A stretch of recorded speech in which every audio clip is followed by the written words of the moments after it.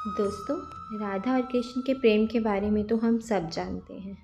लेकिन जब उसी प्रेम की परीक्षा लेने के लिए रुक्मिणी जी पहुंची राधा जी से मिलने उनके महल। आखिर क्यों गई रुक्मिणी जी राधा जी से मिलने उनके महल, आइए जानते हैं। एक दिन रुक्मिणी जी ने श्री कृष्ण को भोजन के बाद दूध पीने के लिए दिया। दूध इतना गर्म था कि उनके हृदय तक जल गया और उनके मुख से स्वयं ही निकल गया, हे राधे। ये सुनते ही रुक्मिणी जी ने कृष्ण जी से बोला, हे प्रभु, मैं भी तो आपकी पत्नी हूँ, मैं भी आपसे बहुत प्रेम करती हूँ, तो आपके मुख से स्वयं राधा का ही नाम क्यों निकलता है। यह सुन के कृष्ण जी मुस्कुराए और बोले, क्या तुम कभी राधा से मिली हो। यह सुनते ही रुक्मिणी जी अगले ही दिन राधा जी से मिलने उनके महल पहुंच गए। महल के बाहर एक अत्यंत खूबसूरत स्त्री को देखा। उनके मुख पे एक अजब सा तेज था। मैं उनके पास गई और उनके चरण छूने लगी। तभी उन्होंने पूछा कि कौन हैं आप। तब रुक्मिणी जी ने अपना परिचय देते हुए वहाँ आने का कारण बताया। तब वह बोली, मैं तो राधा जी की दासी हूँ।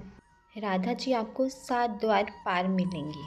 रुक्मिणी जी ने एक एक करके 7 द्वार पार किए।